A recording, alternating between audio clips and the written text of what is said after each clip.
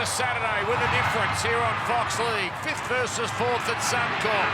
And it's the Warriors who get the ball rolling. Last tackle. Reynolds on the right. Rolls it in and Staggs is there. Staggs scores. Brisbane score with their first opportunity. Probably a Warriors try. Work it out very good start of the game. Draws in defenders. Okossi is taken over the sideline. It's Josiah Karapati crashing his opposite man into the sideline and over, and that's the end of that. Reynolds sends it off. Man, floater. Karapati untouched. Josiah Karapati, and this time it's Man who lays it on. Oh, this is a very, very good and ominous start for the Broncos. Broncos go on the attack again. Jacob, you can't get your head down, I'll penalise you. Get in. Jacob Laban here, he's getting fiery. Adam G getting lectured here. Yeah. Get in and stay in. Corey, no, Adam, wait. It's a penalty. Oh, no. He's had enough. Yeah, my word, he's had enough. Look. 1 from 2 so far today, straight as an arrow. Now the Broncos work the short side man with a kick. Got it with the show. Beautiful pick up, Shibasaki. Oh, hang on. Shibasaki fights his way, but he can't get it down. He just catches and passes for Reynolds. And rushing up but not making the tackle, Clark. That's not a bad kick. That's not a bad kick. Karapati's pass goes to ground. Oh, Shibasaki. It would have been a miracle. Do they want the try? Is Reynolds... Well, no, don't worry about the one. He's got a kick which is charged down but comes to a rampaging Willison. Fresh set. Brisbane had 30 seconds to get another. This could be a hammer blow. Man! Great tackle. Oh, that's brilliant stuff there. What a tackle. Got to hold on here, the Warriors. 2 plays left maximum. Well, short side. Shibasaki is over. Shibasaki scores. Hakes. Hetherington. Walsh. Inside Egan. Inside Clark. Goes for the line. Oh. They've saved it again, the Warriors. Walsh was home. That had to be 6 more there. Metcalf goes deep. Hannistevita gets it on. Now it comes across. And Roger is over. So Reynolds. Walsh was offside, but then he was collected on the way through here. Oh, it's got the referee's attention. I think he was in front of the kicker here, but I don't believe the Warriors are going to challenge that. So top 5 point scorers of all time, and another 2 to that tally. So the lead back out to 3 scores here for Brisbane. Walters. Now for Reynolds. Crafts a kick into a vacant area. Oh, and it was there. Shibasaki couldn't control it. Here's the high ball. Alasima! Alasima scores! Next to the posts! And out of nowhere, the Warriors give themselves a late hope. Oh, a huge tackle by Staggs. Look at him stand over his man. And Jacob Laban. Now it's man with a straight note. Well, that's a floating pass. Given the all clear. Now Karapani goes for the line and scores. No, he doesn't. No, the flag is raised. Now it's Billy Walters. Long ball for Reynolds. Then on the man. Short for Shibasaki. He won't be denied this time. Given Shibasaki gets a double. And it's the Broncos who collect the points here. Warriors won earlier in the year, round number 7 in Golden Point, but it's the Broncos today, 26 points to 12. Webby, before we ask you about what happened in the 80 minutes, can we ask how Luke Metcalf is? We're not sure yet. Yeah, we're going to have to get back to New Zealand and find out, get some scans done on him and Chance, and just see what the extent of the injuries are. But they certainly won't be playing in 2 weeks' time. I can tell you that much. But I'm just going to wait and see what the scans are and find out. Could it be ACL? I think they're all possibilities on the table at the moment, but they haven't given me a percentage of what it could be or anything like that. They literally, I just asked the doctor before I come here and just said, what was it? And he said It could be a number of things, but let's wait for the scans. Because it was from a hit, like it Yep. looked like not like a hard hit, but that he was winded initially. Yep. Do you have any clarity on how they? I don't know how the mechanics of it worked. I just saw the contact, and they obviously deemed it fair play. And then I thought he was winded, and then he walked past me, and I said, "Yeah, okay." And they said he hurt his. Did you deem it fair play? Oh, mate, I honestly was moving on to the next thing, so I'd have to watch it back, and I think they got more time to look at it. That's their job, is to look at those things, and if they got it wrong, that's on them. And was Chance a need too? Yep. Okay. Yep. What do you make of the 80 minutes from your side this afternoon? Yeah, we, like 2 weeks in a row, we haven't just executed what we wanted to do. I just think there's so much spirit. Like, let's say the boys, like, honestly, so many clubs love to have the spirit we've got at the moment, how much we're willing to compete and fight. We just got to get things and execute better than what we want to do. I think like moments like that crowd out there, playing in moments like that, we're only going to get better at these times, learn. Our journey's going to be a little bit different. And I just feel like they're learning all the time. But one thing I said to them is, honestly, no disrespect to other clubs, a lot of people would love what you guys have got, and we can build something off that. You just got to keep believing and buying into what we want. Andrew, you went to the sideline in the second half. You the new Ricky Stewart? No, I'm not. Yeah, there was a couple of late changes. Weren't sure if Chance was going to play, so I waited to make the decision of how we moved it around. And I thought I'll stay here one minute. I was too lazy to get back up there. How's like tomorrow's had to play a few roles? Yeah. Yeah. What was that decision process like for you when you've got someone like Roger out there too? Yeah, I just well, we practice Mighty everywhere as much as we can. Played fullback here at the Broncos and did a really good job when he was here. Like, I just saying to Fish, we're just chatting. Like, I don't know how many players can come on and play hooker when Wade Egan goes HIA, and then he moves to fullback at halftime, and then moves to halfback and does a good job in all three roles. So that's why you need those utility players, and I don't think many clubs have a bloke who can do all that. So yeah, like we've got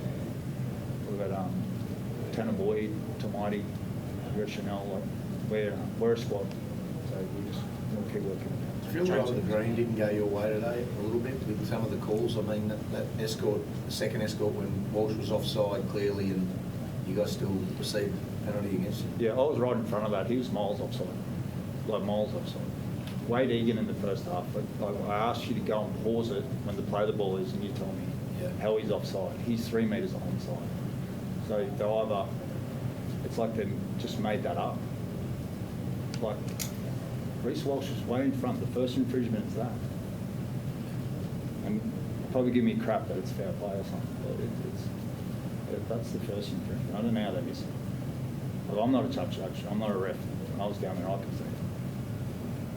What about James, 2 losses in a row? Do you still feel you're the top 4 side? Yeah, I believe in this team and the whole club actually. Like whoever steps in from Cup is going to do a good job. And yeah, the belief in our squad is immense. Yeah, whatever happens with injuries and stuff, like, I still believe in the younger boys. Maybe I know you don't want to talk about what's going to happen with team selections, but with the options that you've got, with if Luke's not there, Yep. can you talk us through what those are for you? No, yeah, like I just said, it's like we've got 4 going around one. We've got 4 elite halfbacks. So, like I said, Tanner Boyd, Mighty Martin, Chanel, Luke. So we've got a lot to choose from here. But yeah, if Chance is out, we've got Tane Tuapiki.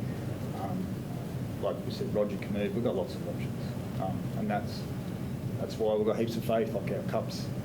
I don't know how they went today. They played at the same time, but they won 10 games leading up to. They were 3 wins ahead of the next team. They won 10 games in a row. So we're a club, not just the 17 that take the foot. Thanks, guys.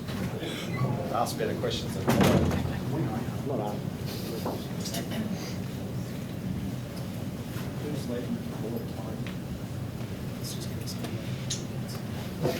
James, what do you think of that performance? Good first half. Sorry, please. You're right. Good first half. Got the job done. Yeah, I'm really pleased and proud of the players. we've sort of been through a bit over the last couple of months, and the last couple of weeks have really seen the players in some way lean into what we're trying to achieve together at a really high level. And because they're putting the work in and the focus is around what we're trying to do out there today. I thought the first half from a defensive point of view was one of the best that we've sort of been through. So I think we're growing. Obviously we're playing teams that are fairly high up on the ladder at the moment. So we've got to make sure that we're at our best all the time, and I think the players better do that. Madge, when you say you've been through a bit in the last couple of months, what part are you referring to? Yeah, probably the times where we weren't getting the rewards off the work that the boys were putting in, and it's obviously getting wins along the way. We had a lean month there where the players, they got together and really built a lot more belief, I suppose, around the things that we were doing, and that's a real credit to my leaders in what they've done. And when they're prepared to do that, you get some rewards. And I think we've been able to do a little bit of that over the last couple of games. We've just got to keep working. It's 3 wins in a row now. When you look back at some of the scrutiny that the team was under, do you credit the leaders for bringing everyone together? Because it can derail things when the pressure cooker goes up. Yeah, I probably didn't see a whole heap of that through that period. I actually saw a group of leaders sort of coming together and lifting the stands of what we've been doing. I think that's something there that I saw through that period. And when you do that, you get some rewards, and you can sort of see a little bit of that at the moment. But the one thing about the group is that they know that there's a lot more in them, so they'll stay at it and keep working hard together and creating the opportunities. Just some of your unsung heroes too. Karapani was great. Shibasaki in the centres. He's been outstanding this year. Like, how are you proud of you of those two guys there? Yeah, they've been doing really well. Young Desire, he's come in there and he's leaving for the ball. He's coming up some big plays. So, but it's a credit to sort of what the group's been doing is they've all been working hard. So when the opportunity comes, someone like Desire is taking it. What about Reece Walsh? He's Palmer out for Origin 3 match. Would you consider him for Origin 3? Do you think he's ready? I think Reece is ready. I said that through the week. It's whether or not they decide to go that way. I actually think Reece's foot is getting better. And I know we're sort of, he was spoken about early in the season about where he was at when he first came into rounds 1 to 5, and I think defensively Reece really grew through that period. Unfortunately, he had a break, and he's come back now, and he's working really hard with Renault and the spine there with Ezra being back, and we haven't really had that spine up until the last few weeks, so it's nice to have them together.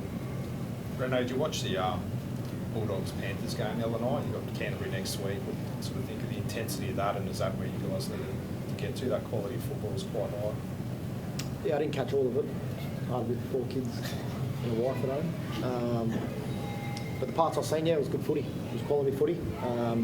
2 teams that are extremely competitive in this competition, and from what I've seen, it was a good game. So yeah, it's going to be obviously a great game next week. Obviously, the Origin boys won't be there from both sides, but exciting to get down to Sydney and test ourselves against a red hot team.